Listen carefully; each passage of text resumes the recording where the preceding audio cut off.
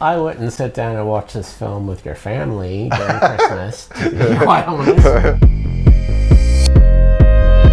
Welcome back, everybody. My name is Phil. This is Raj. Hey, Phil. And today a movie that is a classic movie. It's only about 6 years old. I think it came out in 2015. But we thought it was a good idea to delve back into some of the classic films that you can actually access easily online at Netflix or Amazon Prime. This one's on Amazon. Tangerine. It's the first time you've seen it as well. First time I heard about it. In fact, when you told me it was the same director of the Florida Project, I was like, oh, wow. Sean Baker. You saw Red Rocket at LFF. Loved it. Yeah, but still if you haven't seen seen Red Rocket, you need to go see it. Is it similar to this film? A little bit. I mean, there's the same sort of tenseness and kind of intricate storylines and really good character study, but the cinematography is a little bit different. Right. So what I really appreciate about what Sean Baker does is he finds the beauty in really urban or not so urban settings, which is a bit man on the street and a random town in the middle of bumfuck nowhere. He makes those places look interesting and difficult situations exactly. as well. And also with this film especially, it's tough and the subject matter is quite gritty because it's like that slice of life, isn't it? But it's almost like not rose-tinted spectacles, but it's like he makes a tough situation seem human and seem optimistic as well, because I think there's a lot of optimism in this film especially, but it's about Cindy and Alexandra, who are two sex workers, friends. They're like a whirlwind. They go through Tinseltown at Christmas Eve, and it's in some ways the weirdest Christmas film that you'll ever see, because it's not what you would expect to see at Christmas, but it's it's obviously centered on Christmas. Their lives are a train wreck. Yeah, train wreck, and a lot of it's self-imposed too. And I was just I couldn't tear myself away. It was like watching a car accident happen. It was just oh my God, was this really happening? Now, this is the second time that I've seen this, because obviously I delved back into it after seeing it when it came out in the cinema. And I loved it more this time round, because the first time I really liked it, but I'd forgotten so much of it, which is weird because I think it's quite a memorable film.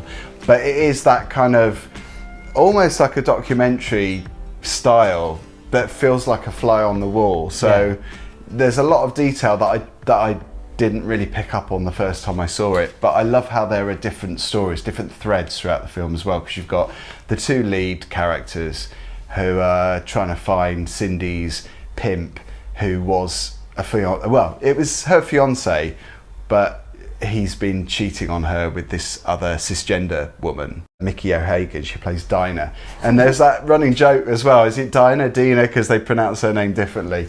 But I love that because there's that thread, and there's also the storyline about the taxi driver.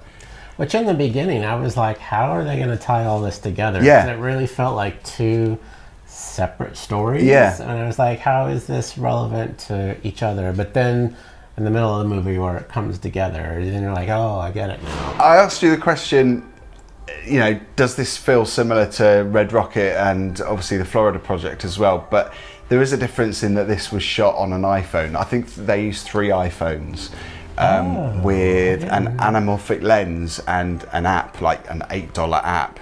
So I think it was produced really cheaply, but I still think it looks amazing. It looked amazing on the big screen. You could have fooled me if it was shot on an iPhone. I mean, I thought it was just there's a very cinematic elegance to what he does, even though it looks very gritty and raw. Yeah. So I liked it for that reason. I mean, at first I was like, I don't know if I like this or not, but within 20 minutes of the movie, I was howling. So brilliant. And I think using an iPhone was a real plus point for Sean Baker as a director as well, because he could really get up close to the actors. And also, when you think about it, if you've got an entourage of filmmakers and you're going on the subway and you're going out on the street, you're going to get less of a real performance, but I think you're going to get problems from passers-by. And I think there's something quite brilliant about using iPhones. Hey, it's making the production process less expensive. Yeah. So you can use the resources that you got and still make quite a successful film. I mean, Sean Baker's doing it. You know? Yeah. So And I think he's just going to get more popular as a director because what he's doing, like the 3 films I've seen of his now, I'm just such a big fan. Yeah, I love the other 2. I haven't seen Red Rocket, but I did love Florida Project. So question of the day then, quite an unusual Christmas film, Tangerine, but it is set on Christmas Eve. Can you name any others? I'm thinking Black Christmas, because not everybody likes horror. This is classic 70s Christmas film that Jeremy, my other half, always makes me, forces me not to watch at Christmas. I wouldn't sit down and watch this film with your family during Christmas, to be quite honest. Can you imagine? It is set in LA during Christmas. And you know what I kept thinking about this movie is like, it's capturing everything I don't like about LA. Like, you know, just the way the city is set up and how ugly like the strip malls are and stuff. Yeah. But it's just done in such a way that he brings an elegance to it. But yeah, because you don't normally see that in other films. It is normally the glorious, the glamorous side of and this is the complete underbelly of it. And he takes ugly people, not like physical wise, but just ugly people inside and makes them into really complex characters. Interesting characters. So I don't want to like these people, but I can't stop watching them. Well, I absolutely loved it. 4 stars for me. 4 for me as well. I didn't think it was going to be 4, but I quite liked it. So watch it on Amazon Prime. It is highly recommended by us at Boys on Film. And don't forget to leave a comment down below. Let us know if there's a weird Christmas film that you probably shouldn't watch at Christmas, but you do. I mean, it's always Black Christmas for me every year, but I can't always watch it for the reason which I told you about. But yeah, thanks for watching as always, and we'll see you on the next one. Bye for now.